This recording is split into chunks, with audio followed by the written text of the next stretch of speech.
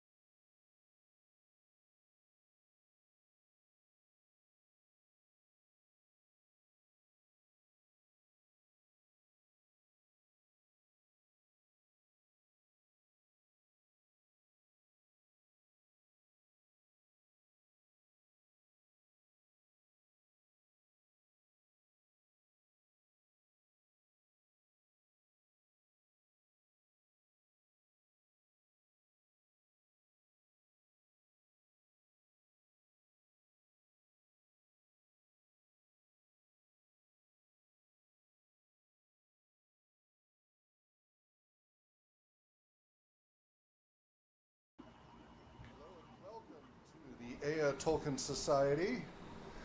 We are broadcasting live our monthly meeting on the third Saturday of each month from 1 to 3 p.m. Pacific Time.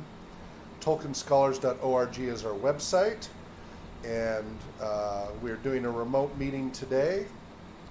And you can watch us on youtube.com/Tolkien Scholars. And you can email tolkienscholars@gmail.com. Anybody is welcome to join the meetings. We have a way for you to join through the video conferencing remote, or when we're doing it on site down at the RPG Community Center. If you're in the Spokane area, you can always come down there. Today we're not at the center. As I say, it's an all remote meeting today. And today is August 20th, 2022. A month after Tolkien Moot, and all of that fun. So I'm Hawk Robinson. I'm founder of the Ea Tolkien Society, which is an official Smial, an official chapter of the United Kingdom Tolkien Society. We've been active since, I think, about 2005, and you can check out all our past huge selection of videos and panels and everything from both our monthly, sometimes we have special guests, and then as well as our annual convention, Tolkien Moot, which we just had our 18th annual Tolkien Moot. So that was a lot of fun. Brian, if you want to introduce yourself, and then we'll go to Gary and then Anthony.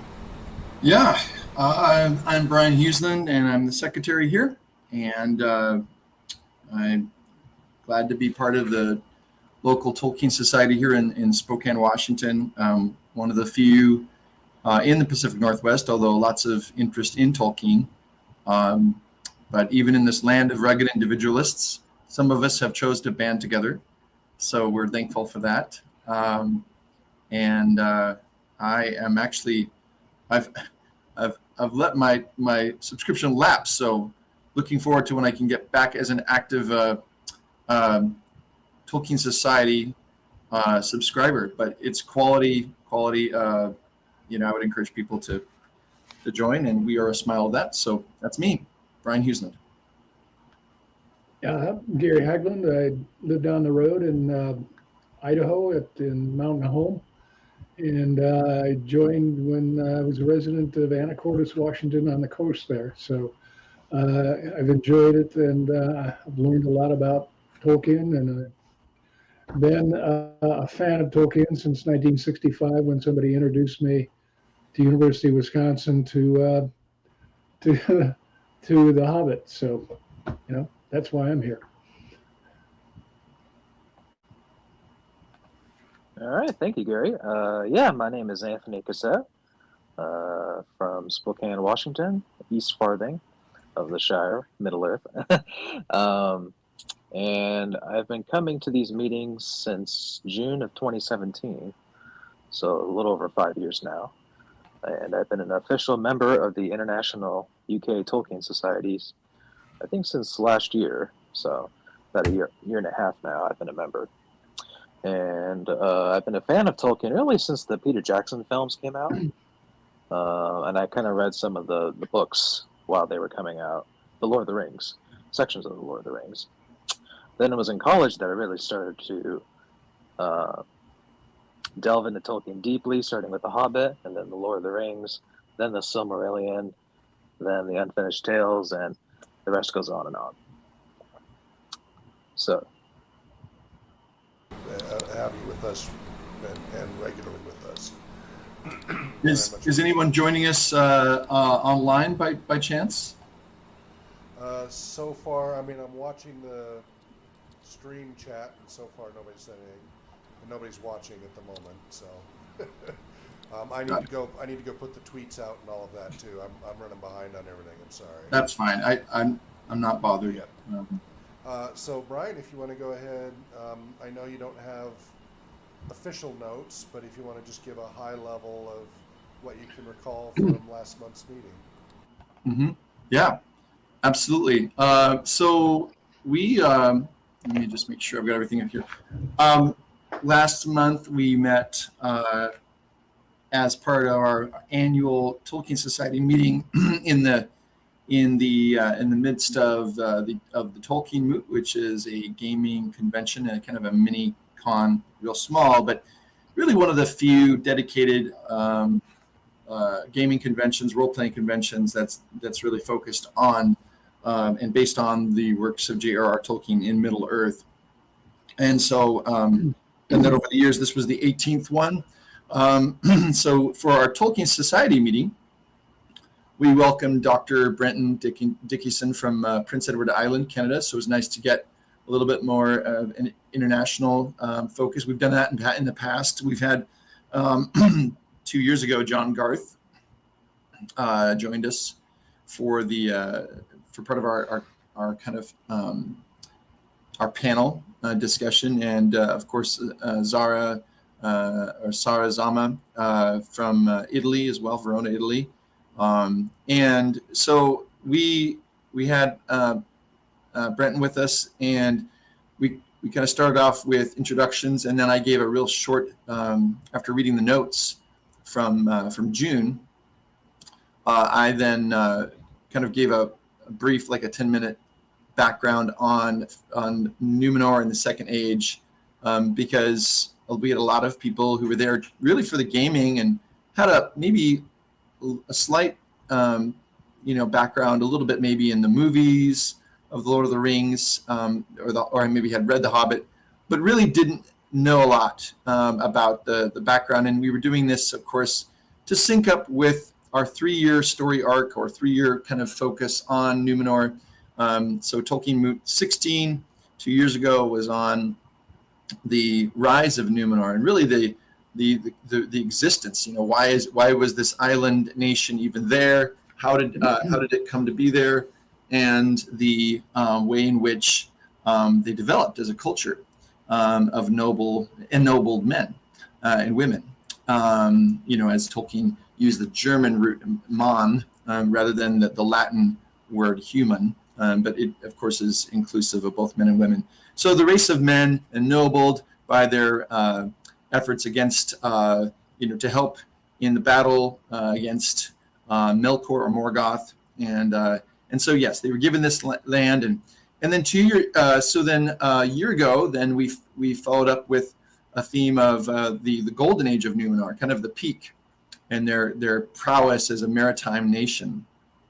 And then this year, of course, we focused in on the slide into, envy and jealousy and corruption and political intrigue and resisting, really hatred of elves, and then and the Elvish language, even in terms of how the kings of Numenor styled themselves, going from the prefix tar, which I think we talked about means exalted or high. Is that right, Anthony? I think that's what it was. And then R, I think so. which I think was the Adonaic, word that meant the same thing. But a very definite shift away from even using Elvish, because of course they were initially, these were men who'd been befriended by the elves and taught by the elves, with singing and farming and so many things they had received from the elves. And then as Numenorians, they had then gone on and shared those blessings with the men back in Middle Earth who were had not been part of the three noble houses, and so were more primitive or more just lacking in some of the technology and the know-how and the wisdom. So they then passed it on, but pretty soon they became cruel and exploitative, and of course this ended in the fall of Numenor, the literal judgment on it. Anyway, don't want to go over all of that, but the point is that each of the 3 years we've also had role-playing modules that connected to this, and we did last month as well. It was called Escape from Numenor, created by Hawk Robinson and also, I believe, Thomas Morwinski. Oh no, Chris Seaman, I think, and then we used Thomas Morwinski's maps. So it was a collaborative project that had been used, I think, in the very first Tolkien Moot, which was called at that time MERPCon 1, I think 2005. Correct. It was MERPCon. It was Professor Chris Seaman who helped with it. We didn't. The Morwinski maps actually weren't finished until MERPCon Tolkien Moot 3. So that was an early draft of the Numenor one by Morwinski, which was in Other Hands magazine issue 1, I believe. Right. But everybody got to preview it long before. And then I colorized it. Okay, so would this have been the first time that Escape from Numenor, the module, was played through? Of course, abridged, because we couldn't fit all of it. The first time it was played with those maps. Convention setting, and the first time used with those maps was MERPCon 1. Right. I had been running variations of what would become Escape from Numenor since the 80s and 90s. It Right. evolved into what would eventually become that as longer campaigns. That's part of a time travel game session thing anyway. But it evolved, so I kept rewriting, and so for Tolkien Moot, MERPCon 1, You were niggling. Niggling. Yes, niggling forever, yes. And MERPCon 1 was the first time that Morwinski map was. Yeah. It was the first time it existed. So That was pretty cool, Hawk, where you gave that background. I mean, I had never heard that before until last month, that you'd spent, quite a bit of time, over decades actually, kind of from the seed form of this idea and just kind of continuing to expand it and into a playable module. Well, a fully developed. It was always being played, but that was really neat to see kind of how, just kind of over the years, how that kind of coalesced into what it was. And then we kind of added to that story in the sense of it being used again. yeah, exactly. Every time it gets played, another furthering of it, right? It becomes that much more, much richer and developed every time it's played. So I don't want to talk too long about the gaming aspect of this, because of course we are the Ea Tolkien Society and focus mostly on the written works of j.r.r. Tolkien. But was there any feedback, Anthony, that you wanted to share about how what was interesting about putting yourself into the mind and kind of the shoes of someone living on Numenor, and kind of putting yourself into Tolkien's legendarium when you literally have 10 days to escape off the island, according to the Council of Elendil, did that give you a sense of kind of urgency? Did that kind of structure help it make it interesting? Oh, for sure. Yeah, I felt like it was the kind of the perfect pace, and it was just really fun to kind of just go into a theater of the mind sort of thing and use my imagination to imagine what a Dunedain would do in these certain situations, especially in a tense situation such as what we were going through with having to escape from Numenor in 10 days. Right. I definitely like the cooperation element, and I just wish that one guy who came toward the end was with us from the beginning, Wolfie.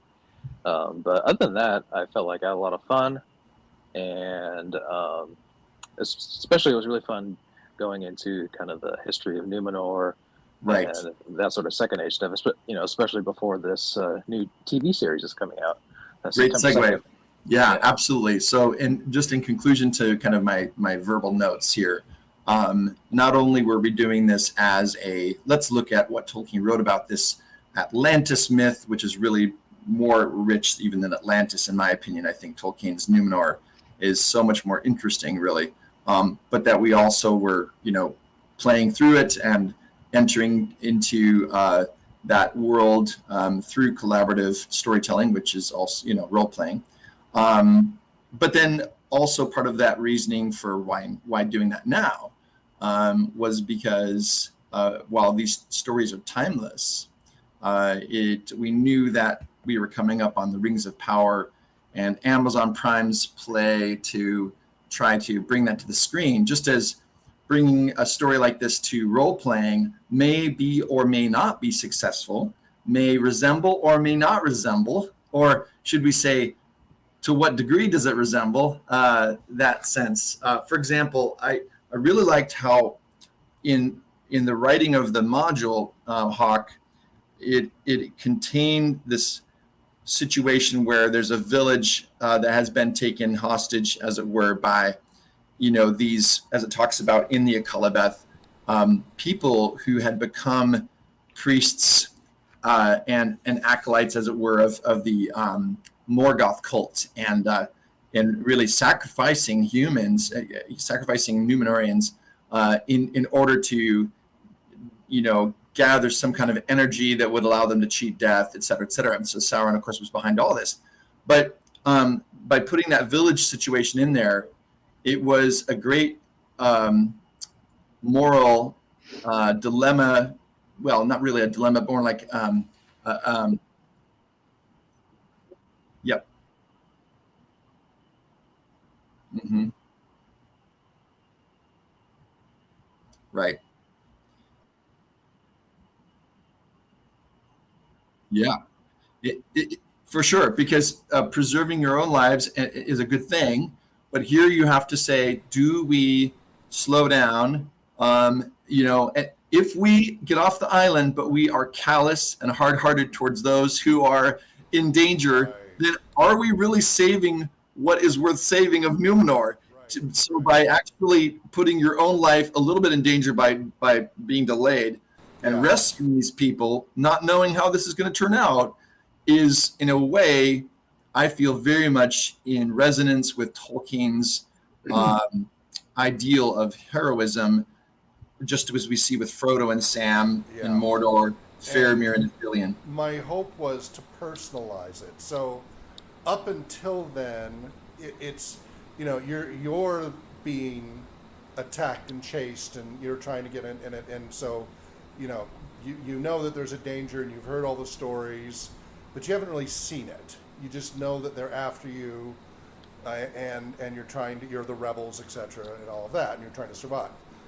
Here you have an opportunity to actually see it in action in a very personal, up-close way, and make that difficult choice of self-preservation versus putting yourself at risk to try to save others, which may end up being futile because you have so little time. If you get badly wounded, you're not going to be able to make the rest of the journey.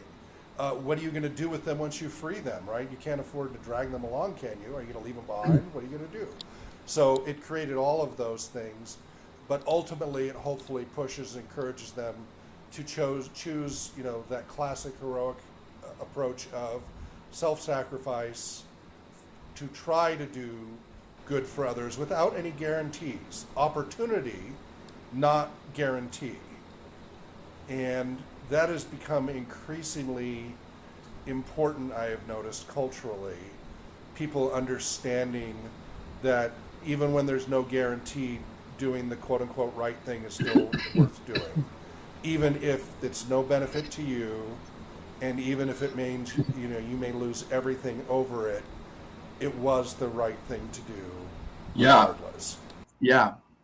Any other thoughts on what Hawk was sharing there, Gary or Anthony? Well, I'm just thinking it's, what do they say? The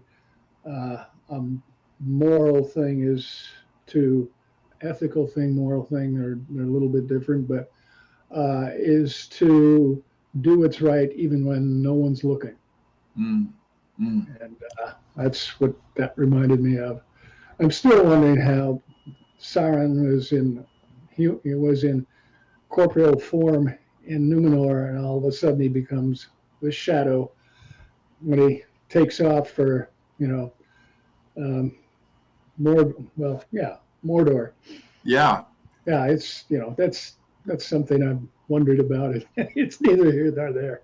Yeah, and okay, so let's wrap it up with talking about the non-role playing part, which was that we explored this kind of what exactly went down, what happened in the fall of Numenor, and then Sauron's part in that, Ar-Pharazôn, the king, and really this is kind of a backdrop or where it's headed towards, perhaps in the Rings of Power, in the sense of the big story arc. You've got kind of the creation. The main thing to remember is that Sauron creates the rings. You kind of works his way into his wiles into the elven community in Middle Earth, and when he's still fair of form, like you're saying. Yeah. Anyway, and then after he's got these rings made, fast forward to when Numenor defeats Sauron and then takes him hostage. He does lose his fair body in, like you said, in the fall of Numenor, and when it goes into the sea. So his spirit flees, but his ring, the one ring, is still intact back in Mordor. So it all comes back to the one ring. For some reason I miss that. I should know. Yeah, and that's his life. His life's actually connected to that. Anthony, you had a comment. Well, I was just going to correct you and say that Celebrimbor actually created the. Can you hear me? Okay. Yeah. Celebrimbor actually created the most of the rings, and then Sauron, of course, made the One Ring to rule them all. Yes. So always behind, giving guidance and wisdom and craft, but all towards the end of being able to then, having had a part behind it. Although it says that the 3 elven rings, he didn't touch at all, didn't know about them. So it sounds like he guided Celebrimbor in the making of the 9 and the 7. Is that correct? Yeah, I would imagine so. Because I think only the 3 elven rings were ones that he not only did not help to create, but he also didn't even know about. So it sounds like he had some kind of tutorial, like Celebrimbor, watch my YouTube videos, or how about if I stand by and watch and give you tips while you're making the 7 and the 9? These are great rings. Meanwhile, he's, in some ways it's interesting, isn't it? Because his goal is, you make these 16 rings with my guidance, and then I make the one master ring that masters all of them. But what he doesn't realize in making that 17th ring is that it's not the 17th, right? It's actually the 20th, because there's these 3 that he doesn't know about. So yeah. But then, so Gary, your point is well taken. How can Sauron still be alive, and what makes this different from, say, at the end of the Lord of the Rings, where Sauron is alive, but then the ring is dropped into the volcano. Yeah, so that's obvious. Yeah. Seems like the greater part of, how would you put it, Hawk? The greater part of his life, his power, his malice. I think it's even in, isn't that the way it's described? I know in the movie, I'm not sure if this is correct in the book, but he poured all.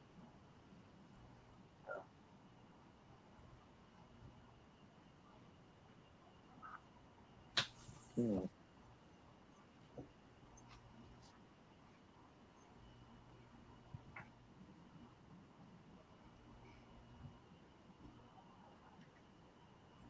Mhm. Mm, essence of Sauron.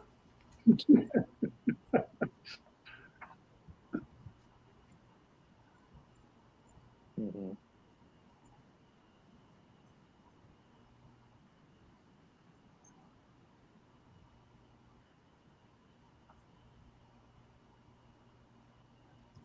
Yeah, that's fantastic. Thank you for that. And yeah, That's why he could take. That's why he could take a, I guess, kind with the armor on a corporeal form at the end of the Second Age. You mhm. know, at the battle. What was the battle again? The War of the the Last Alliance of Elves and yeah, Men. that'd be Yeah, it Dol was the Dagor. alliance with the elves and men. Yeah, Yeah, and where Isildur cut off his finger right. with a ring on it. Yeah. Several different versions, and yeah. So Sauron is a Maya who takes on a form like all the Valar and the Maiar do, but it's a fair form. And then even if we go back into the Silmarillion first age, Sauron at times takes the form of a vampire, I believe. Um, so that he's kind of a shapeshifter, but once it seems like he's more and more bound, like Hawk was saying, bound himself to the ring, then he's more and more limited because in order to get that power, that's kind of the trade-off. But yes, when he's separated from the ring, then although it's interesting to me is that, I mean, it's not just being farther away from the ring. Like if somehow Isildur had been able to pull the ring off Sauron's finger, it would not make Sauron then destroyed. Just like the One Ring was in Mordor the whole time in the Second Age, while Sauron is on the island of Numenor.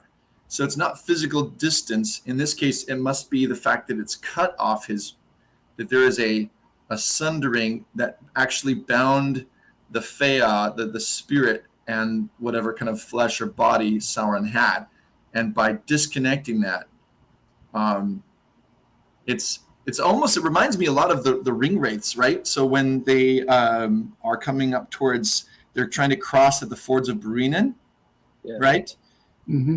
Their bodies and the horses, they're all swept downstream. So the bodies that they had seem to have been, the flesh aspect of it seems to have been destroyed, Mhm. but they're able as wraiths to kind of coalesce into some sort of physical form.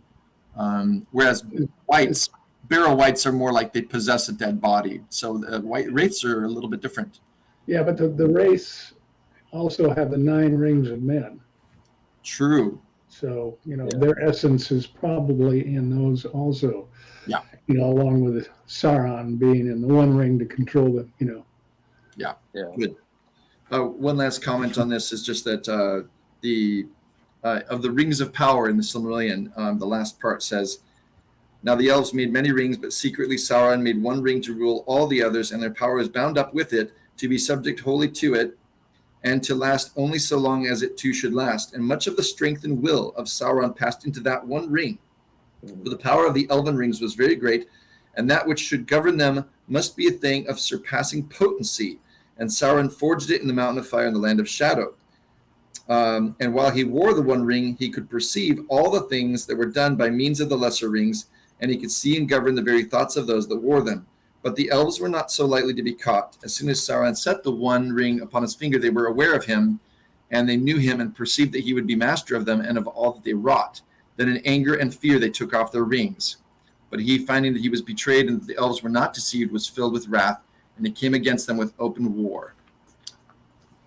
So we also had, of course, Brenton Dickinson talk to us about the way in which Tolkien's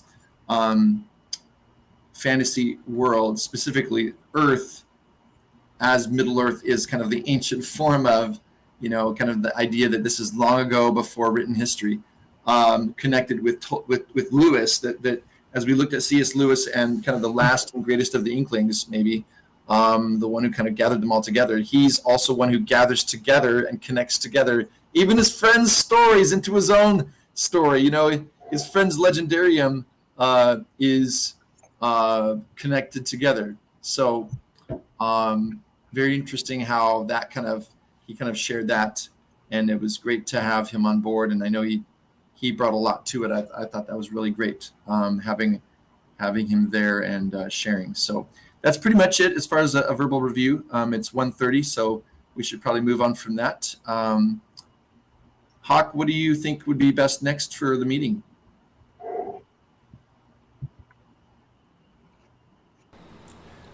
One thing to note that Moot 2022 is coming up September 1st. I just shared the link there. It's at tolkiensociety.org/events/Oxenmoot-2022, September 1st through the 4th. There's a little bit of a hubbub over the theme this year on Tolkien and diversity in some of the papers. And I just shared with you one of the titles of one of the papers that is probably going to get some people's blood boiling. Yeah. But I don't really want to go into that paper in this meeting, but I thought I'd share that with you. But the main thing is bringing up that Oxenmoot is coming up, and it'll be, it will have happened before our next meeting. Would it be fair to say that just as Tolkien disliked allegory, not because he was against meaning, but because he did not want it to be just it only means this, that's in the same way Tolkien's works should not be too quickly attached to politics because of making this mean only one thing. Anyway, I'll leave it there. And, I mean, he wrote exactly why allegory bothered him because of the George MacDonald book when he was asked to write the preface. And he went back and reread it, and basically it's that it was a little too saccharine, a little too in your face, and he said, now I can't stand allegory in many forms. And he couldn't stand they'd asked him to write the preface to George MacDonald's new book coming out, and he went back and reread it because he liked it in the past and spoke well of it, and now he decided, no, I can't stand it because the allegory is so in your face. But that's also him becoming increasingly curmudgeon as he was aging. Well, one would wonder what he would think about all the stuff going on today. Oh my, indeed. And he would have an opinion, no doubt. He would actually probably school everybody on the original etymology of the word woke and where it comes from and from what language it derived and how they're using it wrong. Okay, carry on. Yeah. I was going to say either that or he would just become a hermit. Well, which a lot of times I'm tempted to do. Yes, that is always an option. Instead of bursting a blood vessel, just become a hermit. Yeah. I don't know if you read. So there was an interview of Christopher Tolkien. He finally got around, before he passed away. This is soon after I think the movies came out, but it was just a couple years later. It was basically Christopher Tolkien's take on Peter Jackson's films. Oh, yes. And it was in the Globe, I think. It was in Le Monde, which is a French. Yes, you've read this. Anyway, and he was not happy with it. But the way he painted it, he said, well, it's just kind of a juvenile. It's not. Christopher, I don't think, was saying, well, nobody should ever make a movie or a stage adaptation because his father didn't think that way. There was an idea that maybe this could be something greater and grand, but just that it was and kind of an adolescent video gameization of this and how we wish that it were, more true to the story or whatever. But I think now with all this going on and the politically correct part of it, rather than just letting the story speak for itself, maybe he would say this is maybe a little bit more of some people's approach to it might be a little bit more cynical. But I also think it's wise to kind of reserve judgment until we actually see what Amazon does with this. Do you guys want to kind of go into that next as far as topics here? Sure, why not?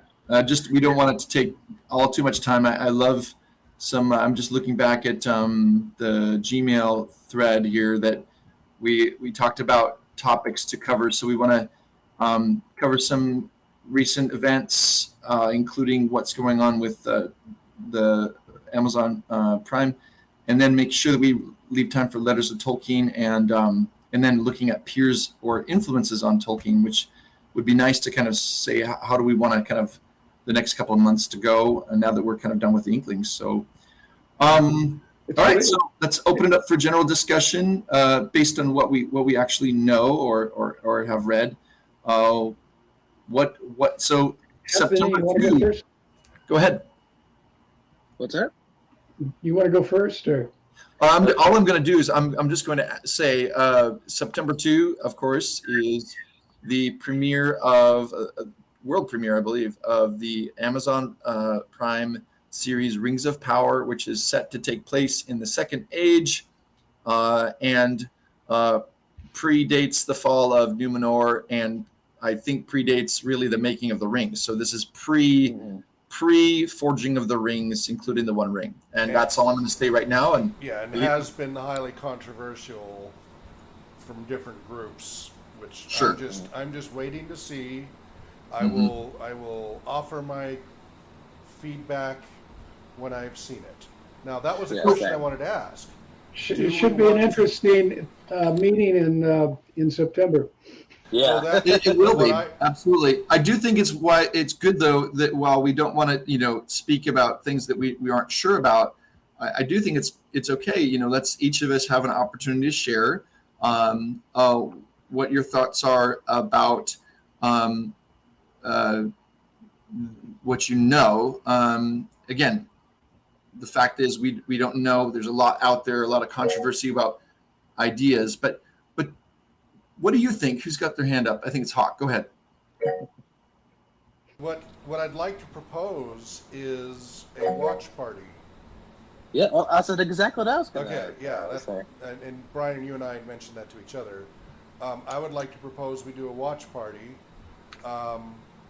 We can't stream the video of the watch party. No. We can stream us watching and discussing it. Yeah, you're right. We can stream Well- us reacting to it.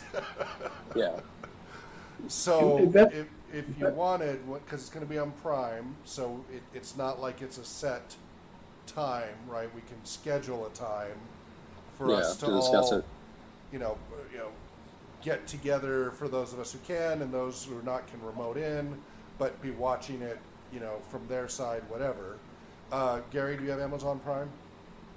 Yes, I do, and I just wanted to say also that, and I don't know if Brian or Anthony forwarded it to everybody, but they gave the schedule of when it appears and also the time as far as Pacific time and Greenwich Mean Time. So it's out there. I saved the email on it, but from there you can pretty much go from there. I think the first episode will be 2 hours. Right. And Because what time Pacific it's a time? first and second, it's like a pilot or something like that. What time Pacific time is that going to be available? It should be available from Friday the 2nd on. Right, but what time? Midnight, 6 p.m. What? I'm guessing I midnight. think sometime in the morning. I mean, it's kind of like, Okay. So I'm just wondering, because that's a Friday, if we want and to schedule. I don't have it in front of me right now, but Because we I can guess meet like- at the center, because we've got a big screen TV there. Right. That we can all we've got the comfy couches all there, right? Upstairs in the studio. And Oh, wait. This What? is Labor Day weekend, isn't it? it's Friday, Oh, I think I'm camping that weekend. September 2nd. Yeah. But yes, I think you should do it at the community center. That could be really good, fun. I would want to do it with you there, though. So if that day No. doesn't work, we can schedule another day. Well, we'll Yeah, see. I I can So, do it anytime, guys, because I've got a TV in here, so with Amazon Prime on it. I just Googled the release time, and it says that the series will premiere actually on Thursday, September 1st, 6 p.m. Pacific time. Oh, Okay. Well, You're right. It's there. 6 p.m. Yeah, the first we two could do it episodes. Thursday night, perhaps. That would Okay. be Yeah. optimal. yeah, I could do that. So if we want to meet, those of us who can physically meet at the RPG Center, we'll stream live our observations and discussions for those who care. Let me just check my calendar. That's September 1st, then, not the 2nd. Correct, yeah. Thursday, September 1st, 6 p.m. Pacific time. And the first two episodes will stream.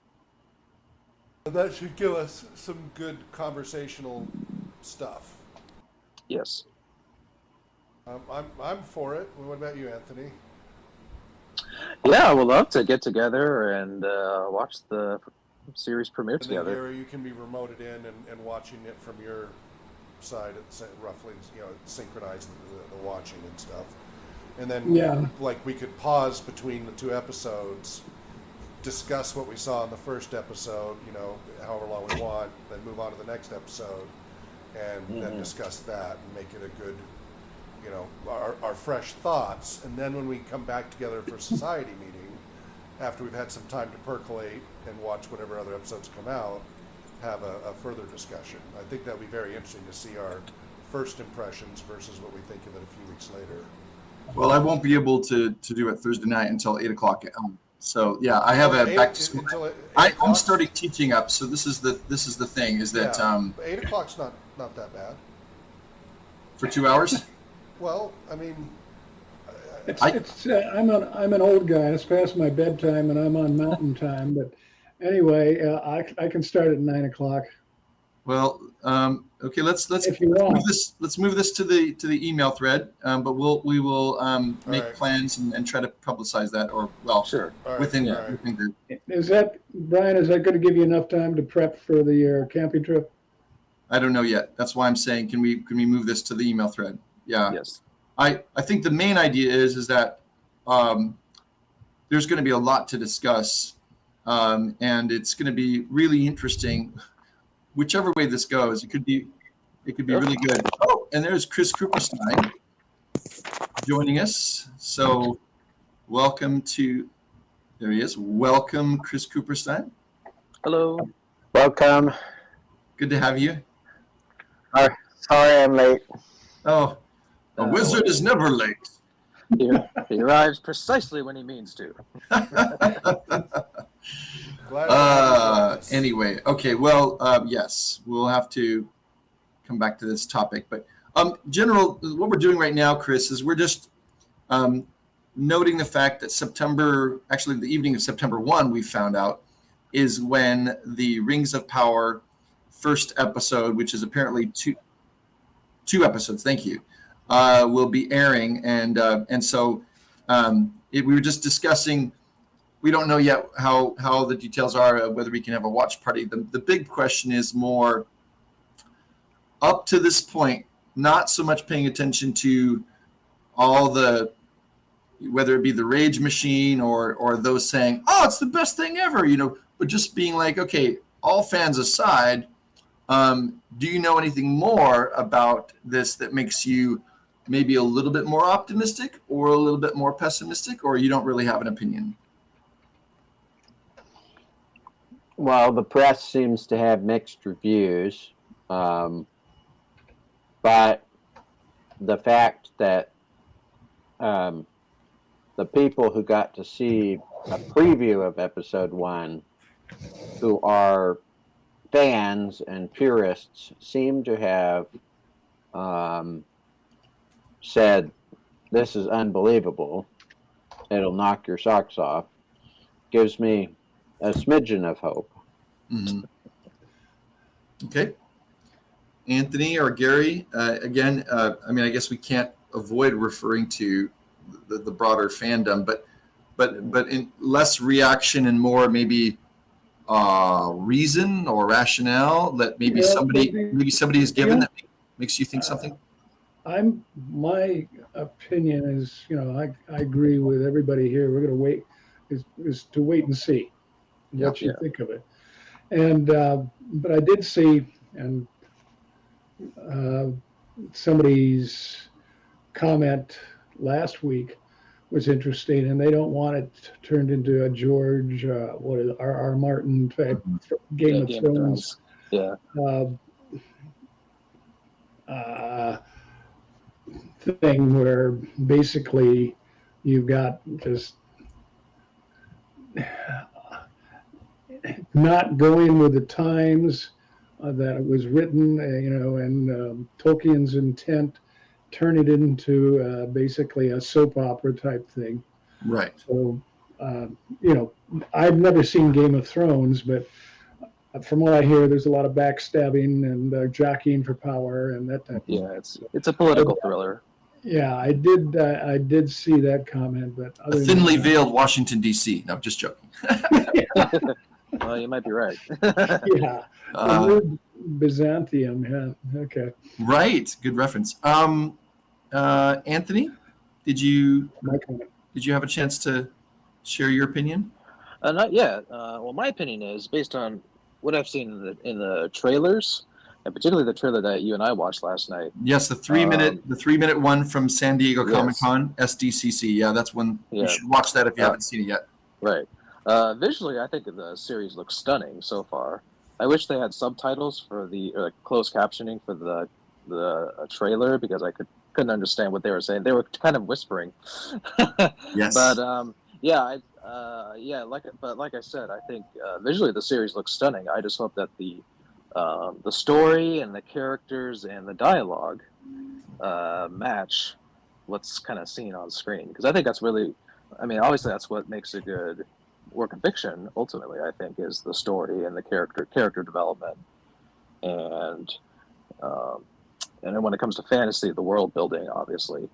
Although with Tolkien, I mean, you don't have to worry about that because his world is just so detailed, and I think it's visually captured in the stuff we've seen so far. That's a great comment, actually, Anthony. I was thinking about this today, and I thought, and this just a slight connect back to the role playing. As a game master or a lore master, one of the challenges is that to have that to be something that's evoking that atmosphere of Middle Earth. He includes in, I don't know if you've seen this, but there's a book called Flora and Fauna of Middle Earth, and this is a man who walked through the countryside if you add up all the time that he spent walking, probably would be years of his life. He walked across Britain. He walked across parts of Switzerland and France. And so he knew plants. He had a real local sense of like what this was, gorse or broom or whortleberry, whatever that is. And just as much as, if you were in up in the hills above Spokane, you would recognize the ponderosa pines and the sunflowers, which are arrowleaf balsam root flowers, and or if you're in Mountain Home, there'd be maybe other kinds of and so I feel like if they can sagebrush and tumbleweeds. There you go. So I want to have that sense of where I feel like I am not just drawn into extraordinary characters and extraordinary plot, but I would like to have that feel. And I know what part of what will help is that they have Howard Shore, with the overall score, and then they have another composer composing most of the music. But that will, to the extent that Jackson's films were able to hit the right note, I think that will be perhaps good. One thing that's making me cautiously more optimistic is that that there is, I think, there is a certain sense in which their focus, they're willing to build this slowly, in the sense that while they might conflate time a little bit, so you don't quite get to see so many generations of humans, right? They're going to have to maybe squeeze this a bit. there's these really great themes that they have indicated the desire to explore that are part of Tolkien and not added on to him. So let's hope and we'll wait and see, like everybody else has said. So I don't want to necessarily give it a thumbs up or thumbs down until I know. So thank you, Gary, for sending out the email. I forgot to tell you, I sent it to you. Everybody but Chris. Chris, I don't have your email address. Okay, I can just if you'd forward that or forward that on. Yep, sure thing. Okay. Nice. Thank you, Gary. Yeah, I don't remember you forwarding that. I got it from what is it, the One Ring? Yeah. I don't think I forwarded this, so thank you. You guys have a little notification where it tells you when something comes up, huh? Actually, no. I just checked Okay. manually. Yeah. I could turn on the notification, but I don't want. Right. Yeah, it might be something that everybody would like to know, when they can. Sure. I mean, even those in Europe will know what time they can expect it to come on. Yeah. Wow. I think the idea was, probably to sync it up at a certain point with Greenwich Mean Time, and then of course we're on the Pacific. Well, you're Mountain, Gary, but so we're the earliest. If only we lived in like American Samoa. I lived in Guam. For a while. Yeah. Anyway. Okay. Well, let's go ahead and move on and leave it there. But yes, we will have a lot to discuss because I'm guessing that by the time we meet again, many of us will have seen it twice. Once the first time, and then probably to watch it a second time to kind of be looking for things that we didn't notice the first time. Be good. Did I forward you that email with the John Cleese interview about creativity? You did? Is it relevant to our meeting here? Well, his little book on creativity by John Cleese that's out is relevant. The book is. That video less so. I mean, indirectly, but although he said some great things in that interview. It's well worth watching. But anyway, the book, I got the audio book because it's read by John Cleese himself, so I think that's the best way, on Audible, to hear him read his own little book. And he talks, at length about, his upbringing with school was not creative, right? It was very classical, old school, British style, very, very rough and difficult, unforgiving, nothing about creativity. And then when he went to university, he was focused on the sciences, and then he went to become a lawyer. And so none of these things were giving him, he didn't showed any signs of creativity per se either. But then he met when he was at Cambridge, I think, when he was there, that's when he met some of the others that would become Monty Python, etc. As a club. It was a club he joined, and reminds me a lot of the Inklings in a lot of ways. Just it's an organizational group, but he talks at length about the creative process of writing their skits and how, like in that interview, he talks about he knew that he'd come up with a good idea when he would he would just pitch ideas, just throw ideas out there, and he would do it, and if Graham Chapman laughed, they knew that the audience would enjoy it too. Yeah, right? I think I read that too. What's that? I think I read that too, especially about the dead parrot sketch.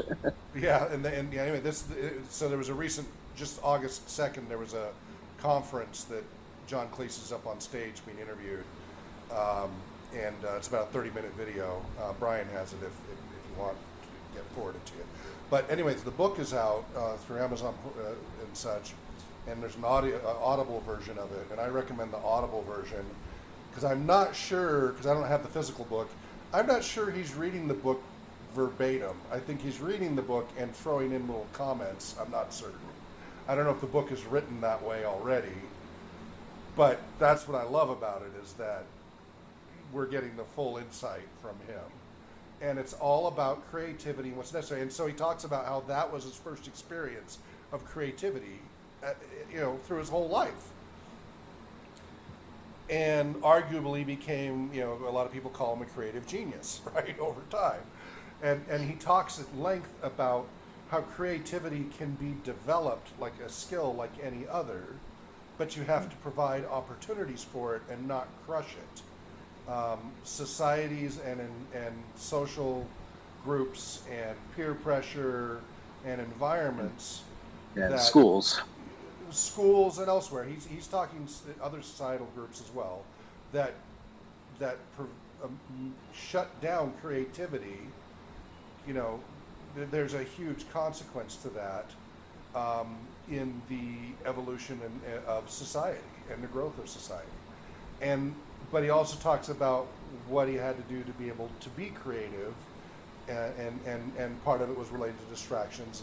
Anyway, there was a lot there that I thought, and I'm still listening to the book, I just got it yesterday, that I heard, he's 86 or something, or 80, he's up there now, and there's some overlap with Tolkien's experiences in life, and you could hear, I was hearing some snippets that to me sounded Tolkien-esque in some of his discussions about creativity.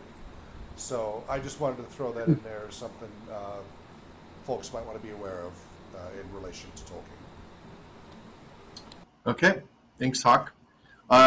Also wanted to just mention another news item out there that Sean Marchese, who was part of the last two Tolkien Moot meetings of the Tolkien Society, the panel discussion.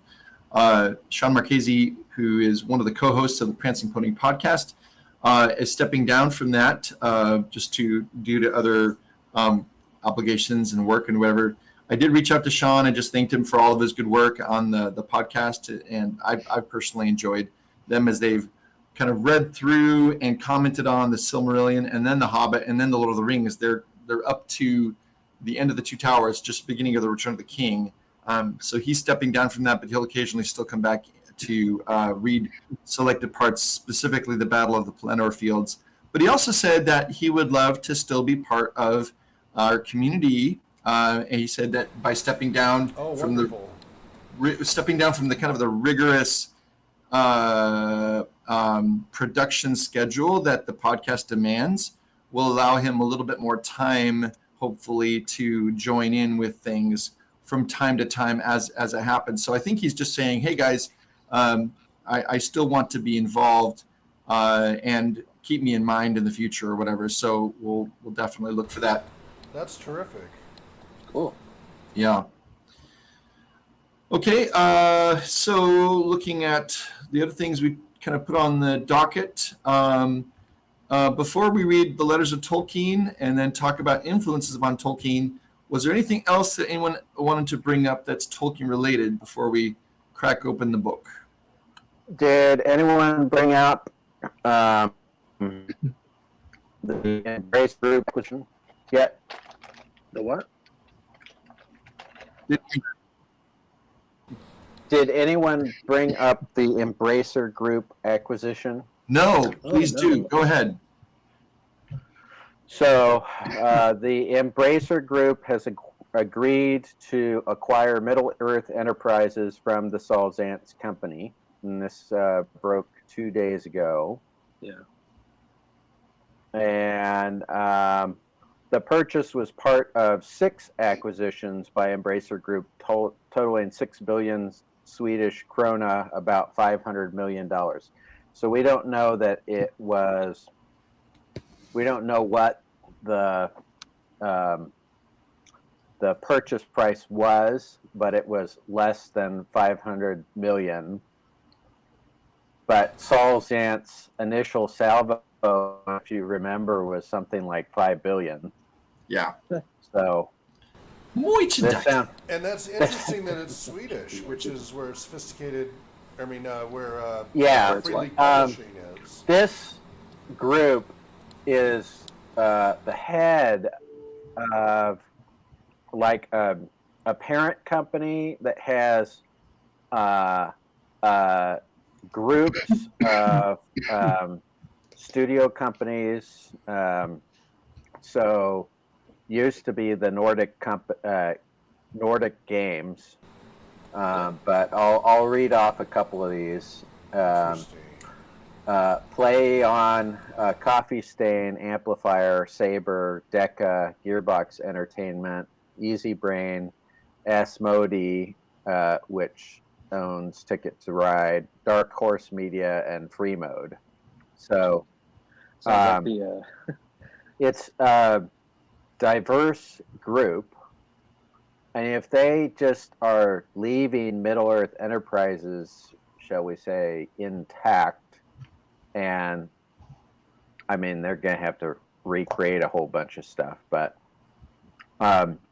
their idea is to distribute games, and they're big in tabletop games in Europe, but they also have mobile games and PC console games as part of the concept. Is So Free League Publishing owned by them?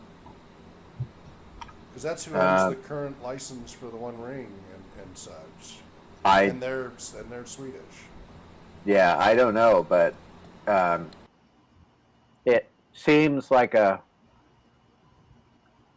well-run company that's not going to that's going to invest some money in Because it'll be less U.S. or because right, it'll become Nordic centric rather than U.S. centric. which is Be interesting. probably very positive, and probably why they went after it is because Save it from Disney. yeah, precisely. yeah, exactly. And And it's also I like it. It's a good move. It's a We'll good be fit. watching the progress with great interest. Palpatine. Palpatine. I want to make a just comment. I was waving my hand, but nobody saw it. So in answer to your question, Hawk, they're continuing the existing licensees. So there's like a whole bunch that Salzaints had already approved, including Free League, or actually Sophisticated Games, technically. Sophisticated owner. Games, yeah. Yeah, they own the license. Distributors and So yeah. all those existing licenses are still current underneath Embracer. The question I wanted to ask is,